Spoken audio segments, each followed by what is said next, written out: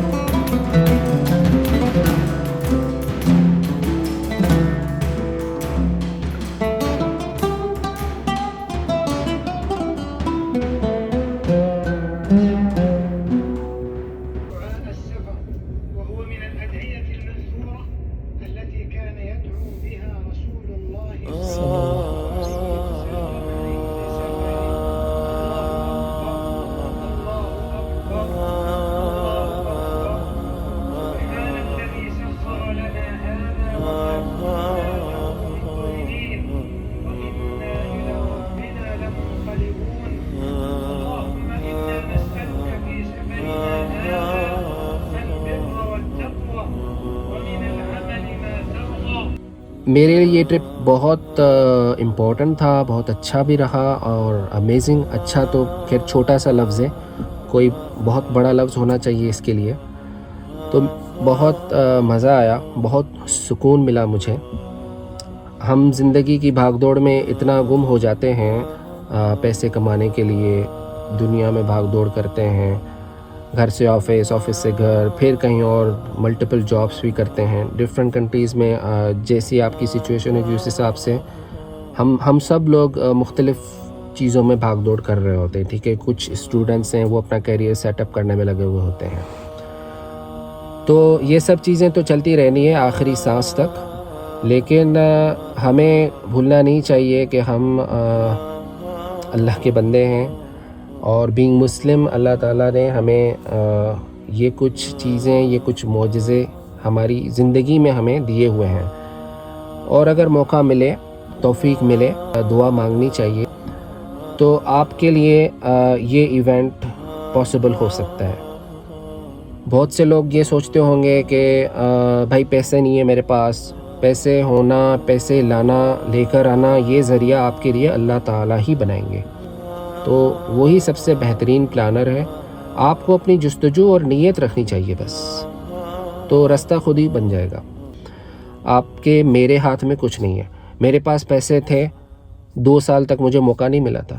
जब नसीब होगा, जब सही वक्त होगा, तो आपको भी बुलावा इंशाअल्लाह आ जाएगा और अल्लाह हर मुसलमान की ये दुआ कबूल करे, हर मुसलमान को वहाँ बुलाए। अल्लाह से दुआ है मेरी भी।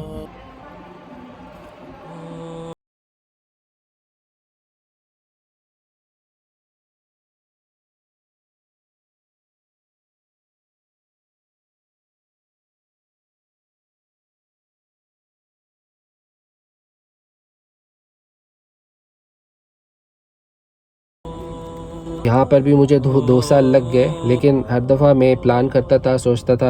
पहला साल तो सारी दुनिया में पता है आपको 2021 का 21 के हाफ तक, इवन एंड तक, इवन 22 के स्टार्ट तक भी कोरोना ने मुसीबत मचाई हुई थी पूरी दुनिया में। ये भी एक आजमाइश थी सारी उम्मत के ऊपर। हम 2022 में पहुंच गए और यहाँ पर फीफा वर्ल्ड कप था, एक हिस्टोरिकल इवेंट था, उसका भी हिस्सा बना समहाउ।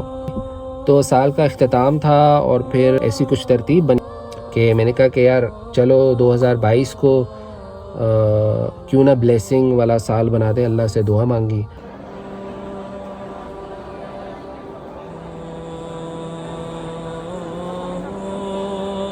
न्यू ईयर से पहले वाली जो इवनिंग होती है वो अल्हम्दुलिल्लाह मेरी उम्रा मुकम्मल करते हुए गुजरी।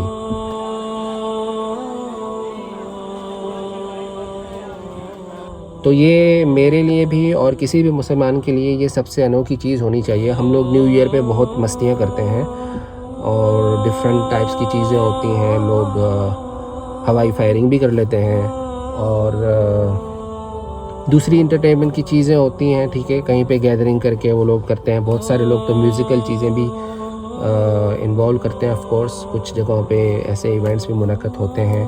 फायरवर्क्स का कॉन्सेप्ट बहुत जगहों पर होता है, गल्फ़ में होता है काफ़ी जगहों पर। तो मैं आपको अपना उम्रे की बारे में बता देता हूँ, मैंने क्या क्या चीज़ें की, किस तरह से किया। जल्दी से इसको रैप अप कर लेंगे इंशाअल्लाह। सबसे पहली चीज़ तो ये थी कि मैंने वीज़ा के लिए अप्लाई करना था। तो ई वीज़ा का पोर्टल है, mofa.visa की एक वेबसाइट है। वेबसाइट का लिंक मैं नीचे दे दूँगा। वीज़ा का प्रोसेस हर जगह से डिफरेंट होता है, बिकॉज़ आप जहाँ से ओरिजिन से ट्रैवल करेंगे वो ओरिजिन मैटर करती है। तो मैं जो बता रहा हूँ this is from Qatar, okay. तो कतर से हमें ई वीज़ा के लिए एक फैसिलिटी दी गई है। 1 ईयर का मल्टीपल एंट्री का एक टूरिस्ट वीज़ा बनता है, जिसमें आप मैक्सिमम 90 डेज़ स्टे कर सकते हैं। तो मैंने ई वीज़ा अप्लाई किया था। ई वीज़ा के लिए कुछ ऑप्शंस थे, उन ऑप्शंस को मैंने कंप्लीट किया। वहाँ पर पिक्चर अपलोड की अपने रिक्वायर्ड डॉक्यूमेंट्स, जैसे मेरा प्रूफ कि मैं गल्फ़ रेजिडेंट हूँ और मेरा पासपोर्ट, ये सब मैंने अपलोड किया। ऑनलाइन कार्ड के थ्रू पेमेंट करनी होती है, वो पेमेंट मैंने कंप्लीट की। और जैसे ही मैंने एप्लीकेशन सबमिट की, with in next second I got an email और मेरा वीज़ा प्रिंट हो गया। मुझे ईमेल आ गई कि visa has been printed, okay.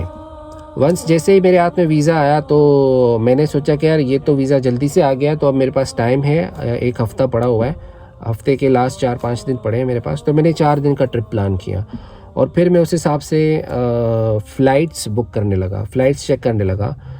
तो जो मेरे बस में थी चीपेस्ट फ़्लाइट्स जो मैं सर्च कर सकता था, मैंने वो फ़्लाइट्स सर्च की, फ़्लाइट बुक कर दी मैंने। वंस फ़्लाइट बुक हो गई तो उसके बाद फिर मैंने दूसरा प्रोसेस जो किया वो था, अब मुझे वहाँ रहना था, स्टे करना था दोनों सिटीज़ में। तो booking.com से मैंने होटल बुक किए, मदीना के लिए भी और मक्का के लिए भी। फिर मुझे ट्रैवलिंग करनी थी, तो ट्रैवलिंग के लिए मैंने हरमैन ट्रेन्स का एक पोर्टल है, उसकी एप्लीकेशन भी आती है, ऐप भी है मोबाइल में, एंड्रॉयड एंड आईफोन दोनों में आती है। वहाँ से टिकट्स बुक की। टिकट्स एडवांस में बुक करने की एक वजह ये थी कि मैं रिलैक्स रहना चाहता था कि यार अब मुझे फ्री होके रात को जाना है, पता नहीं कल टिकट मिलेगी कि नहीं मिलेगी। और फिर उसके बाद आप जब लास्ट मिनट में चीज़ें करते हैं ना, तो इस तरह की चीज़ें शैतानी वसवसे भी होते हैं, तो फिर वो बंदे को ना बैक ऑफ कर देती हैं समटाइम्स। तो मैंने अपने आप को उस मामले में रिलैक्स रखा। मैंने जाने से पहले वापसी की सारी अरेंजमेंट कर ली थी, ओके। तो मैंने क्या किया कि हरमैन की टिकट्स बुक कर ली। जिद्दा एयरपोर्ट मेरी डेस्टिनेशन थी, फ्रॉम कतर टू जिद्दा। वहाँ से मक्का पहुँचना था, तो मक्का की ट्रेन, जिद्दा टू मक्का की ट्रेन मैंने 35 रियाल में कोई बुक की होगी। और फिर मदीना की टिकट भी मैंने बुक कर ली, यानी मदीना से जिद्दा के लिए। मैंने वापसी का प्लान, क्योंकि मैंने रिटर्न टिकट ली हुई थी राउंड ट्रिप की, तो वो वापस जिद्दा से ही थी, ऐसी तरतीब बन रही थी कोई। हालांकि मदीना से भी आप ले सकते हैं, अगर आप फ़्लाइट्स के बुकिंग के पेज पे जाते हैं तो you can select multi city option, उसमें आप फिर वैसे मेंशन करेंगे, ओके। तो मदीना से जिद्दा के लिए भी मैंने हरमैन की ट्रेन की टिकट बुक कर ली, जो मुझे 172 समथिंग की पड़ी, ठीक है, कम्प्लीटली रिलैक्स्ड। फिर एक चीज़ मैंने वेरिएबल रखी थी कि मैं मक्का से मदीना ट्रैवल करना था मुझे, तो उसके लिए भी मैंने ट्रेन ही चॉइस की, लेकिन डेट मेरी कंफर्म नहीं थी तो मैंने एडवांस में टिकट नहीं ली। तो फिर मैं उम्रा करके जब आ गया पहले दिन मक्का से, तो दूसरे दिन फिर मैंने यही सोचा कि चलो आज के दिन मक्का की स्ट्रीट्स में रहते हैं, जितना हो सकता है मुझसे। टाइम तो बहुत कम था, सो मैंने ये सोचा कि अब क्या करें, टूर तो हो नहीं सकता मक्का का, क्योंकि मुझे मेरी फ़्लाइट है 2 दिन बाद। तो अब आज का दिन है मेरे पास, जो कि सेकंड डे है ऐसा समझें। तो सेकंड डे पे मैंने क्या किया, सबसे बेस्ट एक तरीका जो मैंने अपने लिए चूज़ किया, और आई रिकमेंड कि कोई शॉर्ट ट्रिप पे जाता है तो वो भी ऐसा करें।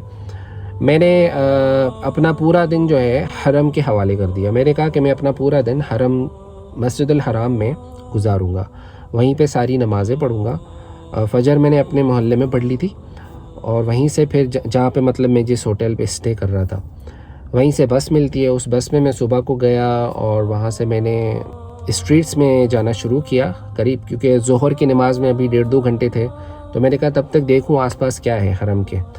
तो मेन होटल से जो बस जाती है ना, वो हरम बस कहलाती है, ठीक है, अल हरम की बस है वो। उस पर नंबर लिखा होता है, नंबर आपको याद रखना होगा हमेशा, और आपका स्टेशन नंबर भी, वो भी याद रखना है। तो बस नंबर प्लस स्टेशन नंबर। हरम की जो आखिरी स्टेशन है, जो बस स्टेशन हरम का, वो कहलाता है टर्मिनल 2। मैंने बाहर बाज़ार घूमना शुरू की, मुझे भूख भी लगी थी, तो मैंने जाके नाश्ता किया। एक जगह एक होटल ढूंढा, पाकिस्तानी होटल था कोई, जमजम के नाम से। तो वहाँ पे जाके मैंने नाश्ता वगैरह किया अपना। वहाँ से पूरी ये स्ट्रीट नज़र भी आ रही थी। वहाँ से फ्री होकर मैं आसपास की गलियों में घूमता गया, और उसमें मैंने चीज़ें देखी, जैसे लोग अगर कुछ चीज़ें लेना चाहते हैं, मसल्ले वगैरह, इस तरह की गिफ्ट्स वगैरह, खजूरें, तस्बीहात, कोई भी चीज़ें जो भी हैं, इतर वगैरह, ये सारी चीज़ें वहाँ पर पड़ी हैं। और भी बहुत सी चीज़ें थी, छोटे से बैग्स थे। आपको उम्रे के दौरान जैसे कुछ चीज़ें होती हैं, अगर आप मोबाइल है आप पकड़ नहीं सकते ईज़िली अगर फॉर एग्ज़ाम्पल, तो उसके लिए छोटा सा बैग मिलता है, क्योंकि तवाफ़ के दौरान आपके ऊपर एक पाबंदी होती है कि आप कोई भी धागे वाली चीज़ नहीं पहनते। तो मोस्टली वहाँ पे ऐसी चीज़ें अवेलेबल होती हैं पोर्टेबल, ताकि आपको आसानी रहे। तो फिर मैंने अपना पूरा दिन मस्जिदुल हराम में गुजारा, उसके बाद बाज़ार घूम के। तो मेरा ये शौक़ था कि मैं काबे के चारों ओर जो है ना, चारों कॉर्नर्स से नमाज़ पढ़ के देखूँ, क्योंकि ये वो जगह है जहाँ पे हम सारी दुनिया से डिफरेंट रुख करके पढ़ते हैं। तो अल्हम्दुलिल्लाह मैंने उस चीज़ की भी पाबंदी रखी, और मैंने ये मकसद भी अचीव किया। मैंने डिफरेंट कॉर्नर से मस्जिद में नमाज़ पढ़ी, और काबे को अल्हम्दुलिल्लाह चारों एंगल से, 360 एंगल कहें, बल्कि 4 एंगल सुनी है। हर नमाज़ के बीच में फिर मैं जो वक्फ़ा होता था उसमें मैं काबे के डिफरेंट जोन्स में जाता था, फिर किसी जगह में बैठ जाता था काबे के सामने, थोड़ा ज़िक्र कर लिया। फिर मस्जिद का अंदरूनी हिस्सा भी है, वो भी घूमा, वो भी देखना था। और आपको जगह जगह थोड़े थोड़े फासले के बाद आबे ज़मज़म के छोटे छोटे कूलर्स नज़र आएंगे। जितना दिल करे, जब दिल करे आप आबे ज़मज़म पिए, पेट नहीं भरता उससे, बड़ा मज़ा आता है। दिस इज़ टर्मिनल 2, और यहाँ पर बसेस आपको ड्रॉप कर देंगी। यहाँ से आप हरम की तरफ वॉक कर सकते हैं। वी कैन सी यहाँ पर फेमस क्लॉक टावर बना हुआ है। Just lead the way towards it, और आप सीधा हरम चले जाएंगे। साइन बोर्ड्स लगे हुए हैं। किसी को यहाँ पर मनी एक्सचेंज करवाना हो तो मनी एक्सचेंज यहाँ पर मस्जिद के पास ही सब कुछ है। यहाँ पर होटल्स भी हैं।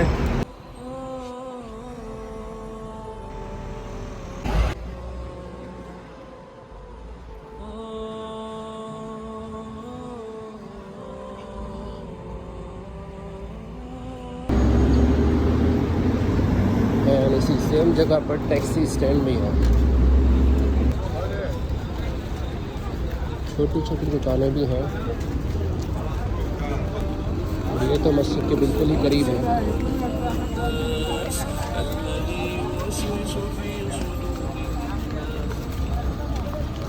आई थिंक बड़ी शॉप्स के मुकाबले में यहाँ से चीज़ें चीपर मिलेंगी।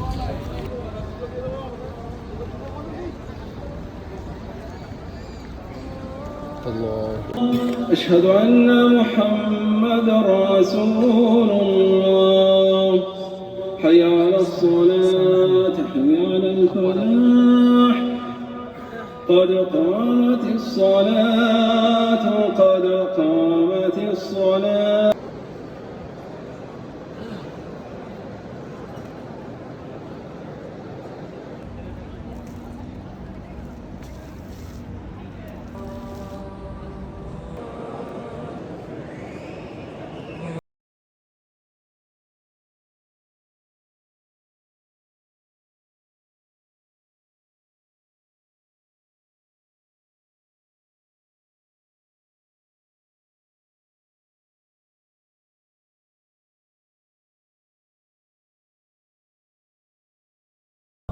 أعزائنا المسافرين، أهلا بكم على متن قطار الحرمين السريع والمتجه بمشيئة الله تعالى إلى محطة المدينة المنورة. شكرا لاختياركم قطار الحرمين السريع، نتمنى لكم رحلة ممتعة. Dear guest, welcome to Al Haramain high-speed train. Sit back, relax and enjoy the trip. You will now hear a supplication, in which Prophet Muhammad, peace be upon him, recited upon his travels. بسم الله الرحمن الرحيم. الحمد لله والصلاة والسلام على رسول الله. أما بعد، فيا أيها المسافرون الكرام، إليكم دعاء السفر، وهو من الأدعية المأثورة التي كان يدعو بها رسول الله صلى الله عليه وسلم عند سفره. الله أكبر، الله أكبر، الله أكبر، سبحان الذي سخر لنا هذا وما كنا له مقرنين وإنا إلى ربنا لمنقلبون. اللهم إنا نسألك في سفرنا هذا البر والتقوى ومن العمل ما ترضى. اللهم هون علينا سفرنا هذا واطو عنا بعده. اللهم أنت الصاحب في السفر والخलीफة في الأهل. ये अल्हम्दुलिल्लाह एक मेरा ज़बरदस्त सा event था, जो कि मैंने कहा कि मैं सारे अपने फ्रेंड्स, अपने मुसलमान भाई बहनों के साथ शेयर करूं। अल्लाह के हुक्म से मेरा उम्रा मुकम्मल हो गया और अपनी दुआओं में मुझे भी याद रखिएगा। अल्लाह करे आपका भी हज और उम्रा का बुलावा आ जाए, जब जिसके लिए जो चीज़ सही है उसका बुलावा आ जाए तो अल्लाह सबकी हाज़िरी लगाएगा इंशाअल्लाह इंशाअल्लाह। और मुझ गरीब को भी दुआओं में याद रखिएगा। अगर हो सके तो इसको अपने दोस्तों तक शेयर करें, थोड़ा सा सवाब मुझे भी मिल जाएगा। तो अल्लाह सबको अपने दर पे आने के लिए कबूल करें। इंशाअल्लाह फिर मिलेंगे अगली वीडियोज़ में। अस्सलामु अलैकुम रहमतुल्लाहि व बरकातुहू।